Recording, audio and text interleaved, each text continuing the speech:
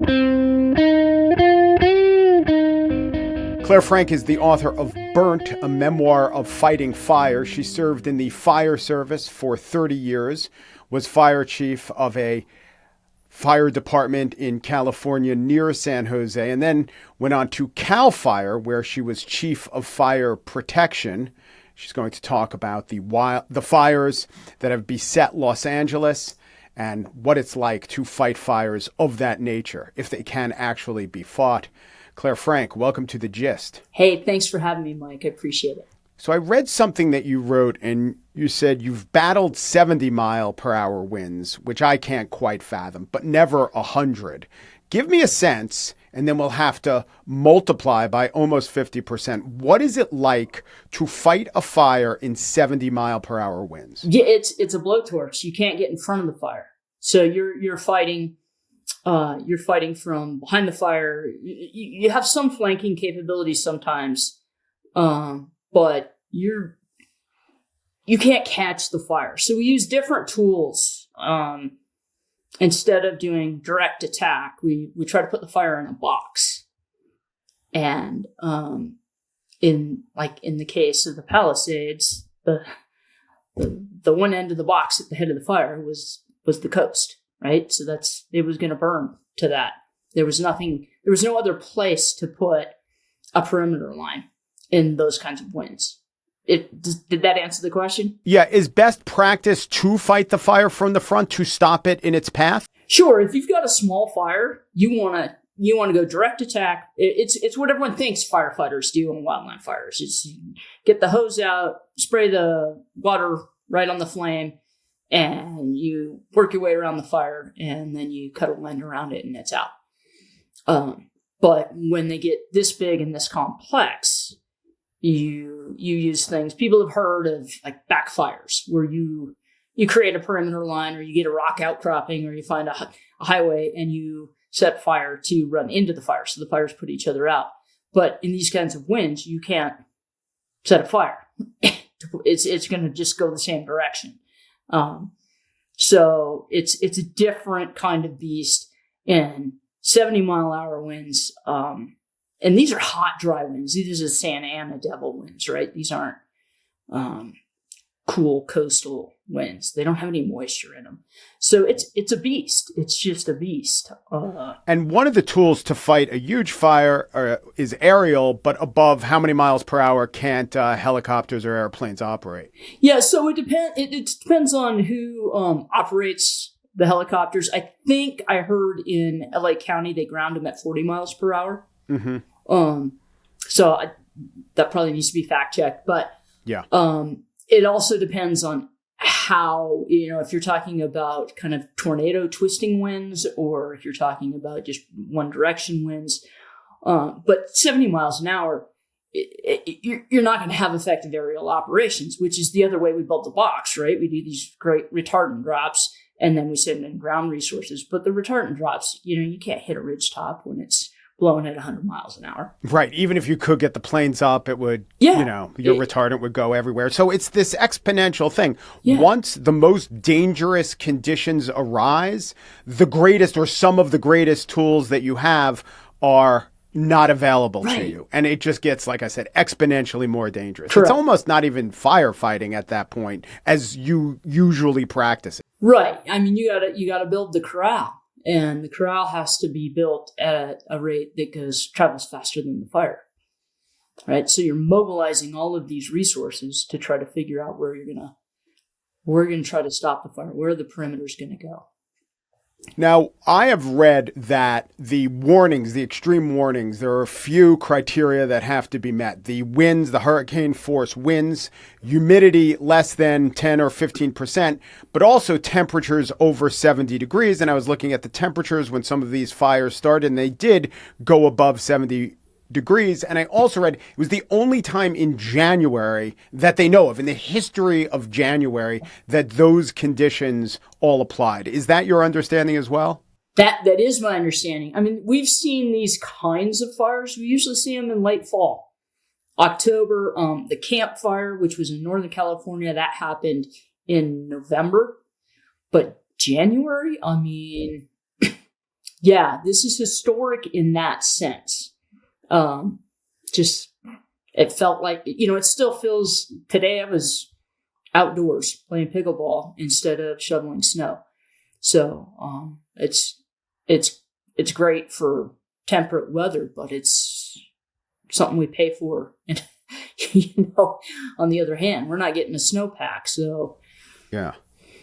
And also the aspect of it being January is it just cold and uncomfortable. But you tell me, more dangerous for the firefighters when it's that cold, even if you're next to a roaring fire? It's so uncomfortable.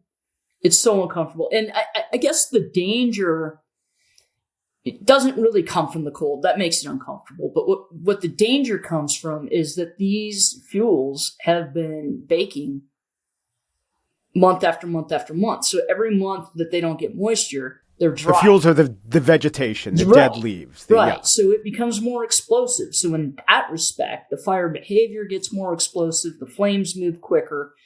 That's without wind, and you add wind to it, and it's, you get what we got. Yeah, and the other part of it being January is supposed to be the wet season in LA, or at least the wet-ish season. So when you're talking about the campfire being in November, there's not supposed to have been rain then. By now, if things are going as nature intended them to go, there would have been some moisture on the ground, which would have a number of effects, including making that vegetation something less than the pure kindling that it is, right? Yes. Yeah. And a lot of it, this particular perfect storm, if you will, came from, we had a couple of years that had really good precipitation. And so what happens on those years is your lighter fuels come up. You get a lot more grass, and all of those fuels now are available to burn. So if we hadn't had the rain before, we wouldn't have as much fuel load. Does that make sense? So in some respects, Mother Nature knows exactly what she's doing on these things to create these perfect storm disasters. Well, I did want to ask you about that. I've done reading, as I guess a lot of us have done. I even listened to a podcast called The Big Burn, where I first heard you interviewed. And a main thesis there was that for millennia, but as far as we know, as long as people were living there, indigenous people, there was fires, but there were controlled burns, and fires were allowed to burn. And of course, there wasn't this built-up man-made environment that allowed for such burning. How much would more burning, more controlled burns, how far would that have gone to prevent these fires? Okay, so from a really macro level, we live in this Mediterranean climate. Fire was here before us. So fire is going to consume this area. And it's kind of interesting because we don't do it with other disasters. Like, we don't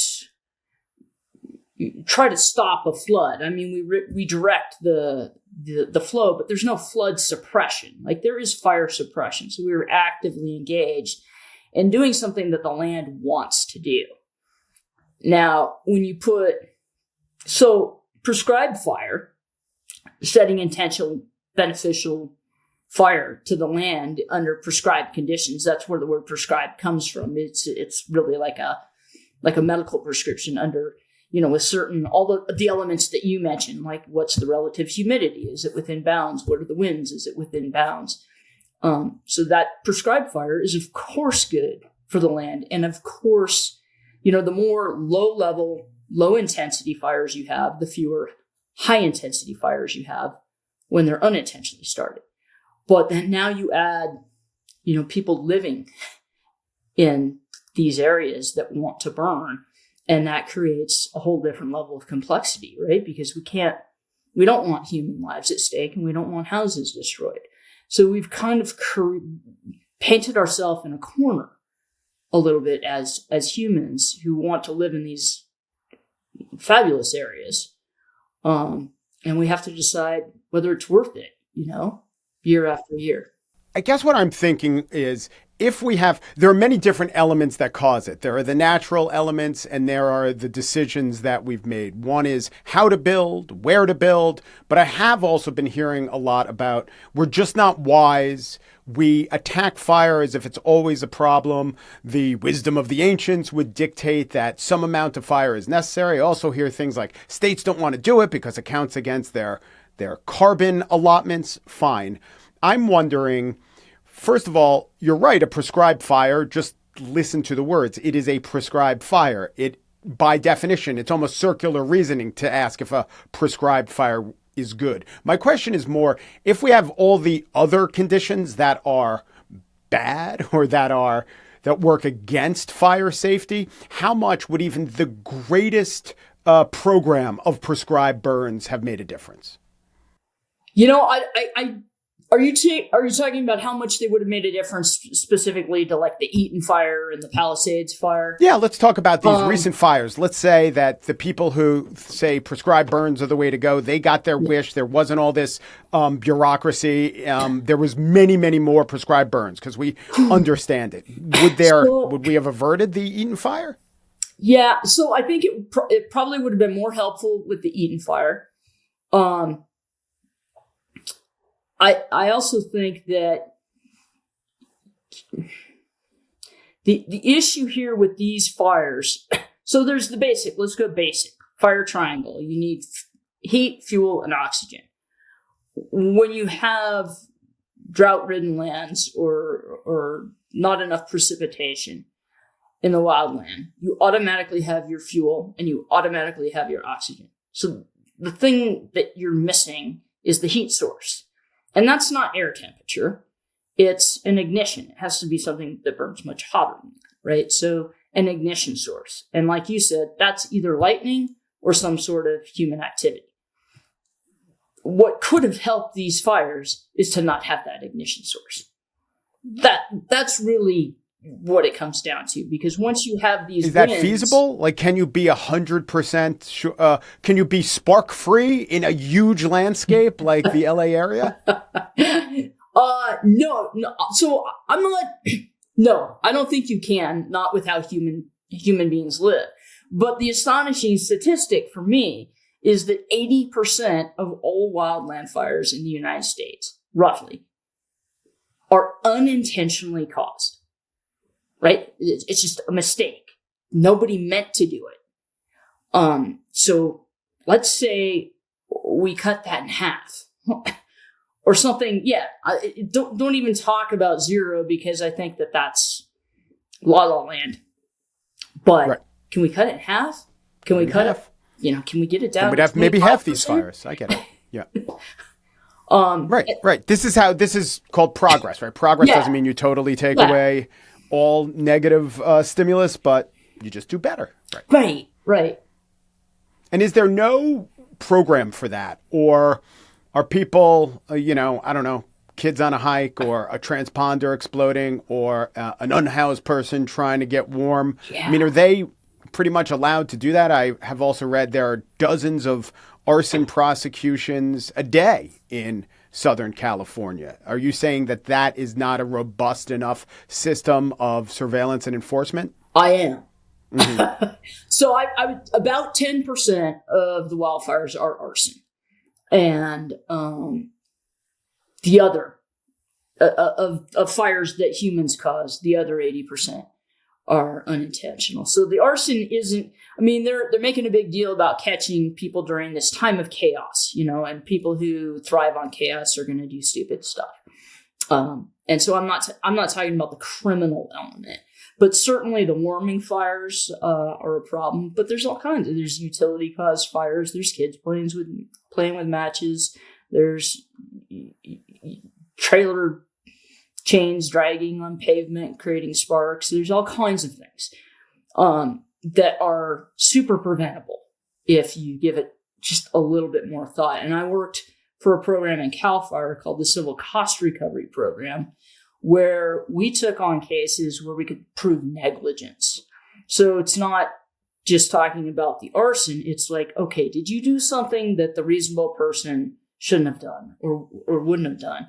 and we went after to get cost recovery for the cost of suppressing the fire. And there's a deterrent effect to that when you go after people's, wallets. Mm-hmm. And there's not enough of that kind of harshness. We've got Smokey Bear. So what? Just remind me. Go back. What jurisdiction did you do that with? That was Cal Fire. Okay, and so that wouldn't apply to Los Angeles as well? That's not statewide? So no, there's a statewide statute that allows. Yes, but if you don't enforce the statute, right. Yeah, and you have to staff it. You have to, ramp up a program and staff it. And, it's another cost for municipalities. So, prevention is usually the stepchild. One of the issues that the governor, the city council says that they're going to look at is the question of why fire hydrants ran dry, especially in higher elevations. And from what I understand, there's 1 million gallons of storage available to these hydrants, and eventually they're going to run dry. This is just physics. They can't run forever. But there was also a 117 million gallon reservoir offline, scheduled maintenance, but the maintenance seems to have lasted a year. And why was it scheduled for this during the fire season? What can you tell us about, weigh in to the extent you want to, but I actually have more of a technical question. The reservoir is, I think, literally upstream from the hydrants, right? So the reservoir being offline, how much would that affect the ability of those firefighters in that particular situation to get as much water as they could possibly get from those hydrants? So, more water, better, right? But I think part of the problem was the simultaneous demand on the system, and it was a pressure drop. So if you can't, hydrants rely on, you have to have a certain flow to flow all the hoses, and there were so many structures involved, and that's a high flow. So I don't know. I can't say. I think the after action report will do a deep dive into this and answer the question certainly more fully than I can. And we'll be able to say specifically whether or not it impacted the firefight. But I'm going to go back to the blowtorch effect and those winds. And I think, the water was most likely being used, the demand was to put structure fires out. And that was after the fire front had already passed.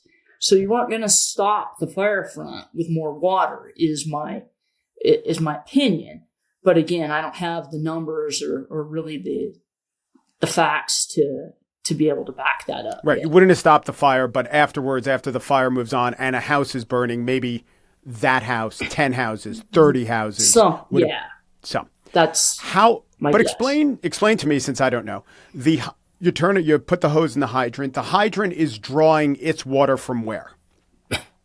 Well, it depends on where it's sourced. It could be water tanks. It could be gravitational water tanks. You go in all these rural towns and they've got the big water tanks. Right. That could be but I think when we're talking about the Palisades fire, it was from what you just said. Yeah, it's from the reservoirs and the it is from the reservoir. So the reservoir, if it had more water, would make its way to, is there an intermediary point? Yeah.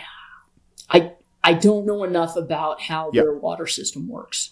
Right. To answer that with, I can make something up. But. No problem. Don't. So here's how it works. And, you made a reference to there are chaotic people and forces of chaos. I think you're talking about arsonists. There's something of political arsonists we've found and people lodging accusations here and there. And I know in a tense situation this always happens, but the LA Fire Department Chief, Kristen Cowley, has she took issue with the fact that the mayor cut $18 million in the budget. So do you know from either what you're hearing from people in the LA Fire Department or knowing how these things work, could that yearly budgetary cut have affected the ability of the firefighters during this particular week? So it might have. I'm really not like looking forward to the after action report, but I am. I geek out on this stuff.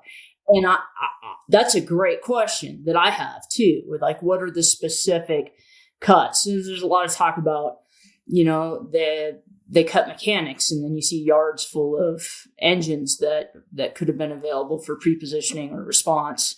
But could they have, was there enough staff to staff them? So it's a pretty complex, there's so many moving parts to it that you got to go down to the causal root factor. And I don't know. I know that, it's not uncommon to have a tension between, the municipality's administrator, the mayor, the city manager, and a police chief or a fire chief, just because, when there's something going on in your area, from my perspective, when this is my lane, this is my wheelhouse, I know how to do this, let me command it. And when there's not smoke in the air, to not have, alignment amongst the political leaders. Of course, there's not going to be alignment when there is smoke in the air, right? Because it brings out the best and the worst. So it's kind of sad to see it. And I know there's a lot of chatter on it that I don't want to weigh in on it, but I think that Crowley's doing the best she can to corral what's going on in this unprecedented disaster in her city. So as you watch from far north of there, are you seeing things that she's doing where you say, yeah, that would comport with what I would define as best practices? And are you seeing things that she's doing where you're scratching your head? No, I'm not scratching my head. I don't. And whether it's her or any of the other leaders that are on these incidents, like, I'm not there. I'm not going to Monday morning quarterback them. And I think they probably all went in with fantastic backgrounds. Those are very hard jobs to get, and you got to pay your dues. So I'm hoping the after action report says, yeah, this is what somebody not under fire, these are the decisions they would have made. But there's also always, in these circumstances, there are improvements to be made for every municipality. We have to learn from these. So that's where I get a little like, okay, we're going to get rid of the red tape. Well, the red tape might help us not make these mistakes again. So those sound like platitudes that are fun to say, or not fun, but they feel pressure. They're easy to reach for. They work for you in the moment, right? Yeah. But they might not be the right way to have a correct answer. By the way, if there is a panel, a blue ribbon panel, there's always red tape and blue ribbons with the panels. Right. Yes. Get all might the you colors serve in on? there. Might you, someone like you, or you specifically serve on such a panel? Is that the sort of thing you've done? I have not served on one, and but yeah, it would be somebody with my background would be a good choice. I know a lot of people who are still very active that are not. One of the nice things about being retired is you're not tethered to, I don't have to toe the line of my particular agency. Like I'm not, I don't have allegiance to anything except improving the process. So that's the nice thing about using people who have left their agency behind. I don't think I would do it, but my brother might. he's into this stuff too. So I've gotten one recommendation, which is really clamp down and enforce rules on people who set fires, situations that can create sparks, not being done enough. That's one. Everything else that I've read, and I'd like you to weigh in on this, it's going to come not just at literal costs, but big trade-offs. If you build less, there is a horrible homeless situation in Los Angeles. If you take away a bunch of homes, you're going to have to build them somewhere, and Los Angeles has shown an inability to do so. But is that what needs to be done? Because the Santa Ana winds are going to continue to blow, and the climate is not getting much cooler. Well, so this is the kind of stuff that I've chatted with my brother about when we go back and forth. We've been talking on the phone almost every day. I geek out about this, but So I told you about how when you're fighting these mega fires, you build a box and you corral the fire in the box. And so a build idea that doesn't take away homes, but does put a different shape to the building is build the box first and then build the homes inside of that. Instead of having these one way in, one way out roads, you have your perimeter. And you put that in place before you even put the homes in there. Because, like you said, we're not going to get to zero sparks. We're not going to get to zero ignitions. We're humans. Oh, so it's an infrastructure solution. So, build roads and highways. Okay, that comes at some cost. But if there's going to be a residential neighborhood, it can't be through some drive up a canyon. Yeah, let's think about the box first and then what will fit inside the box. Mm-hmm. That's good. I call it thinking inside the box. Sorry. That's good. You could put that on the blue ribbon panel. Yeah. Okay, so a box, that makes sense. I hadn't thought of that. That is both thinking inside and outside the box. Yeah. What about the building materials of the homes? Oh, yeah. So there's no reason to not use the materials that are available that are less combustible now. Hardening the homes, closing up eaves, using a little bit more on your defensive space. But California's been cutting way back on flammables right next to the house. So they've been doing a pretty good job of that. But the home hardening construction material is just a good idea. What about how close the houses are? Yeah.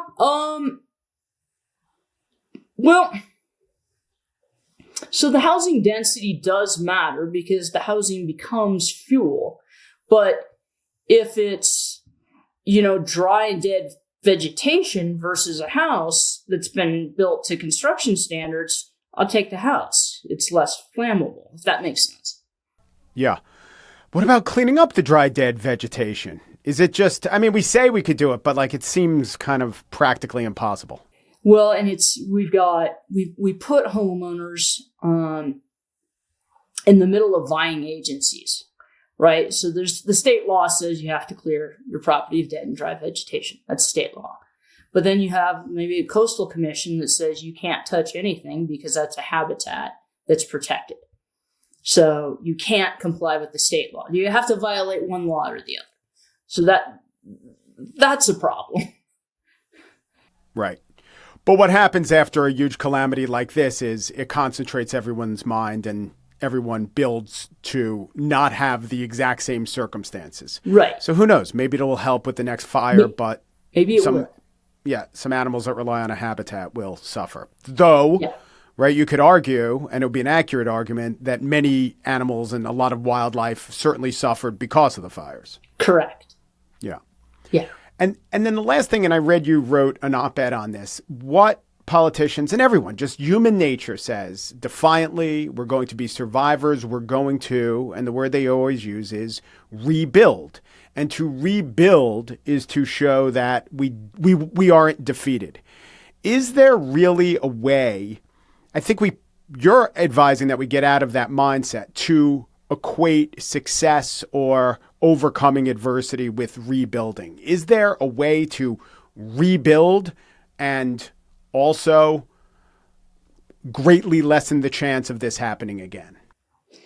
So yeah, I think if you go to the box idea, that's one way to do it. If you look at the land as this is not a natural disaster. Build for the disaster that you know is coming. Fire is going to burn in those areas. It has, it will. So, it's what you're suggesting is thinking about, that layer before you put the houses back in. Now, that's different than a more extreme word that is not palatable at all to probably most Americans, which is retreat. Let fire have its land back. And again, from a very macro level, that makes a lot of sense. But from the personal story level, Yeah, I don't think anyone is going to. I don't think these fires caused enough damage to make that word palatable. Clare Frank served in the fire service for 30 years. She was CAL FIRE's chief of fire protection. She is the author of Burnt, a memoir of fighting fire. Thank you so much. Thanks, Mike.